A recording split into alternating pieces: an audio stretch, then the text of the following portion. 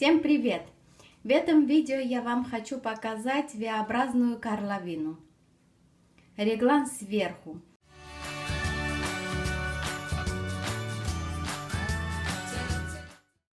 Я недавно ложила видео на YouTube, и у меня много вопросов, и я сама хотела показать, потому что я реглан сверху, как вы поняли, очень люблю вязать.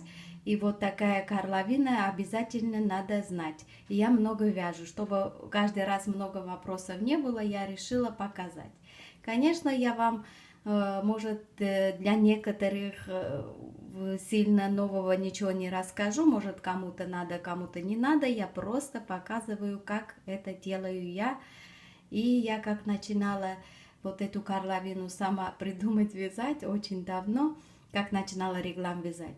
И никак в интернете я не нашла, или раньше я не так дружила с интернетом, или не нашла, я придумала черти что, сбоку бантик. Потом со временем сама на своих ошибках еще разные видео посмотрела, и у меня уже получается хорошо. И я хочу вам показать. Это по сути тоже самый реглан сверху, ничего здесь не меняется, ничего страшного нет. Если никто не вязал и что такое горловину, думает, это что-то какое-то страшненькое, как рассчитать. Здесь элементарно все рассчитать, ничего трудного нету. Если вы уже знаете реглан сверху вязать, это раз-два и можно вязать. И это очень хорошая горловина, базовый вещь тоже. Смотрите, на эту основу вы можете делать и жакет, и кофта, и детские вещи, и мужские вещи часто, и кардиган, и на пуговки, и футболку. Почему бы нет? Можно и футболку делать, вот такую горловину. Я не подумала, можно было одну такую вязать на лето. Ну ладно, в следующем году будем вязать. Смотрите. По сути, это то же самое, вот, как будто реглан сверху, это все вы будете как рассчитать. Как будто вы сейчас будете вязать реглан сверху. Вот будете рассчитать на ваши спицы, на ваше пряжа, и как вы открыто любите, и как вы закрыто любите, это уже ваше право и ваши расчеты. Все равно мои расчеты не берите сильно в голову, потому что мало ли у меня какая плотность, мало ли у вас как это все равно вы должны на эту основу вязать сами и с опытом понять, как это все выходит, как ваша рука это делает. Это все равно эти расчеты вам ничего не дают. Ну, дают основу, чтобы вы поняли, как можно это делать. Смотрите, я для себя, вот, на эту кофту показываю, чтобы вы поняли, как можно вязать и как в итоге получается. Вот, для себя я решила набрать 134 петли. Правильно? Когда мы реглан сверху круглые горловины делаем, мы набираем, вот, допустим, 134 петля, еще одну для замыкания. Здесь вот этого не надо. Здесь только надо как делать. Набираем сначала, получается, набираем одну кромочную, вот отсюда одну кромочную. Я всегда делаю регланную линию 2. Ну, я так люблю. Иногда делаю больше, а меньше никогда не делала и не делаю. Мне не нравится меньше. А вы как хотите уже. Одну кромочную обязательно надо набирать. Потом набирайте 2 петля регланную линию. Допустим, это в моем случае. Я рассчитала 14 петель на рукав. Потом еще 2 петельки на регланную линию. Потом 48, вот, спинка набирала.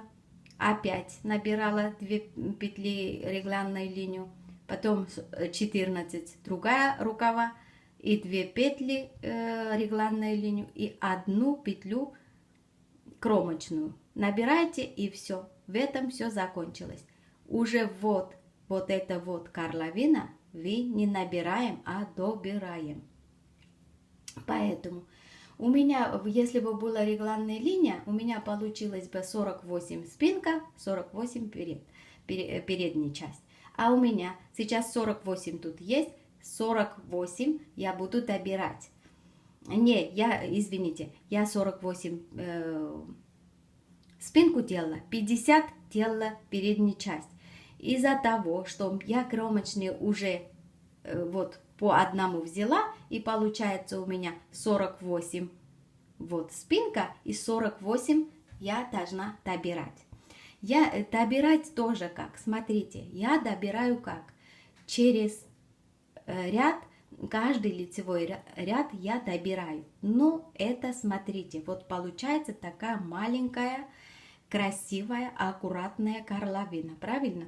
Тем более, если я не хочу довязать эту горловину, какую-то обвязку, какую-то резинку. Если вы хотите, чтобы у вас было побольше горловина, потом по ходу, как вы будете вязать, вы будете рассчитать это.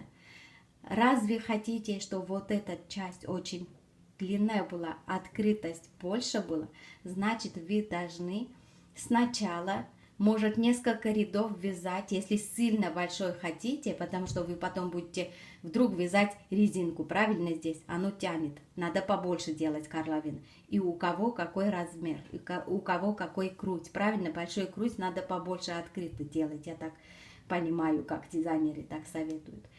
Поэтому, если сильно большую хотите, чтобы вот эта линия получилась у вас, сначала несколько рядов вы можете вязать без изменений. Только добавлять регланные линии и будете вязать туда-обратно, а потом начинаете добирать. Если нет, не сильно хотите, у меня маленькая, через ряд получается самый аккуратный маленький. Если вы хотите вдруг среднюю делать, значит вы будете делать каждый четвертый ряд можете добавить. Или один раз второй ряд, один раз четвертый ряд. Поняли? Это уже решать вам, потому что V-образные горловины есть чуть ли не знаю докуда, и есть вообще сами маленькие. Можно для мальчиков, для мужиков вообще маленькие горловины вязать, меньше добавить. Это уже решать вам. Я буду показать, суть, как я делаю. Вот. Я сейчас вяжу кофту, у меня в планах как? Эта кофта у меня давно в планах, потому что даже у меня дома пряжа была. Я вязала дочке, мастер-класс у меня есть на канале, если кто не увидел, переходите, если вам интересно, английская резинка, получилось очень-очень красиво, без накид там, очень красиво и легко вязать, все могут позволять, скоро зима, можно это делать. Я эту пряжу давно знаю. Вот такое. Вы тоже знаете. Я о пряже потом буду говорить, когда у меня кофта будет готова. Когда вязала точки, этот цвет мне очень понравился. Я себе 3 штуки взяла. И я планирую как делать. Не обвязать горловины ни с чем, не обрабатывать. Здесь какой-то кружева, наверное. Вот тут буду добавить. Посмотрим. Это в итоге видно будет, мало ли. Как фантазировать и как получится, это же тоже другой вопрос, правильно? И я хочу рукава, если бы обычные рукава вязала, я бы, может, делала 10 петель, а сейчас делала 14, потому что я хочу более широкие рукава оставить. Обычно я же, когда рукава вяжу, убавляю где-то там каждый 10-й раз, ряд, 5-й ряд, не знаю, как получается, когда как. А этот раз я хочу ничего не убавить, до конца вязать и делать маленький манжет, чтобы чуть-чуть фонарик было, не без фанатизма. Посмотрим. Это уже другой вопрос, будете ждать, пока это готово будет. Вот этот маленький мастер-класс, именно горловина я вам хочу показать. А кофта уже когда буду вязать. У меня на руках тоже разные есть вязанки, не знаю, когда будет это. Смотрите, как я уже объяснила, я набирала 86 петель. Вот, я хотела еще что вам сказать, что тогда я не знала, как вязать. Я вот такую петельку делала и добавила каждый раз. Ну, это было тоже суть, то же самое, как бы результат такой же получается. Но это обязательно надо обвязать, чтобы эти разные петельки не видно было. А если хотите аккуратно и не вязать, такой нельзя делать. Я уже сама на своих ошибках это научилась. Смотрите, кромочные снимали. Вот, этот ряд еще будем вязать вот так вот. Просто, чтобы мы вот эту регланную линию вязать, а потом уже в следующий раз, смотрите, у нас будет много петель. И мы можем уже начинать. Вот еще один ряд вяжем уже как по рисунку. Будете самостоятельно вязать. Еще один ряд получается. Еще один ряд вяжем изнаночный. Вы будете самостоятельно вязать, чтобы я вам не занимала сильно ваше время. И встретимся, когда будем уже добавки делать. Вот, смотрите, кромочные снимаем, как обычно, кто как вяжет.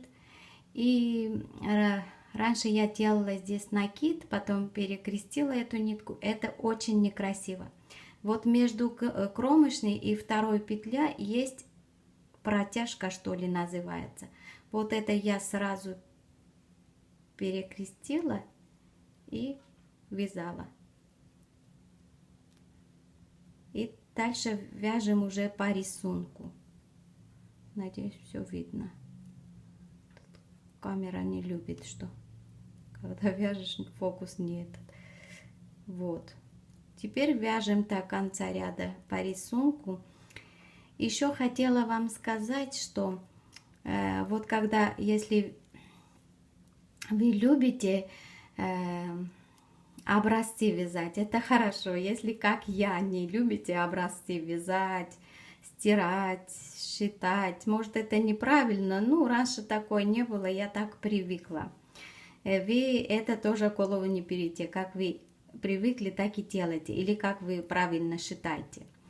Но если вы не любите, как я, рассчитать это все, считать или стирать, или вязать, смотрите, можно каждый раз, это очень легко, когда реглан сверху, на себя кидать, даже тогда вы понимаете, сколько это разрез вам надо, сколько не надо, и по ходу вязания тоже можно вот эти прибавки делать, ничего страшного не будет, я так думаю, потому что я уже вот такое делала. И по сути, смотрите, если нитка тоненькая, это понятно, правильно, что будет вот это маленький разрез. Если наоборот, побольше будет. А если толстая нитка, добирается быстро, как бы вот это вот. Поэтому это вы на себя кидаете или на свой расчет. Я тоже не знаю, эта пряжа совсем другая, тоненькая. Я буду на себя примерять, посмотреть. Тем более, если я хочу там чуть-чуть кружева делать, значит, надо чуть побольше делать, потому что потом, чтобы не душило меня, понимаете, чтобы красиво было. Поэтому все это индивидуально. Я показываю только суть. Я не хочу, чтобы вас заблудило. Вы вязали, трудились, нитку испортили и не получилось. Все равно, сколько бы в Ютубе вам не показали, вы должны на свои ошибки и вот опыт. Даже не ошибка, а опыт. До сих пор у меня получается что-то не так, что-то не нравится. Может распускать нужно это, поэтому все равно мы показываем суть, а вы должны делать свои размеры, расчеты. Даже если я говорю, вот этот вещь МК или СК, все равно это тоже вам ничего не даст, потому что у каждого своя фигура. Поэтому я больше люблю реглан сверху, чтобы по фигуру уже как нам нравится, так и делаем. Смотрите, мы дошли до кромочного, правильно? Теперь между кромочной чуть-чуть эти первые ряды всегда трудновато. Ну ничего, потом будет хорошо. Вот, нашли вот эту протяжку. Вот так перекрестили. А кромочные будете вязать изнаночные. Я думаю, что вы уже поняли. Может, еще один ряд я покажу. Изнаночную вяжу по рисунку. Еще один ряд. Мало ли тогда или фокус нехороший был, или не так объяснила, чтобы вы поняли. Сейчас довяжу изнаночный ряд и встретимся. Вот, смотрите, я изнаночный ряд довязала. Опять кромочный снимаем. Вот, протяжка уже хорошо видно. Правильно? Вот. Накидаем на этот, чтобы легко было, на эту спицу. Вот так вот.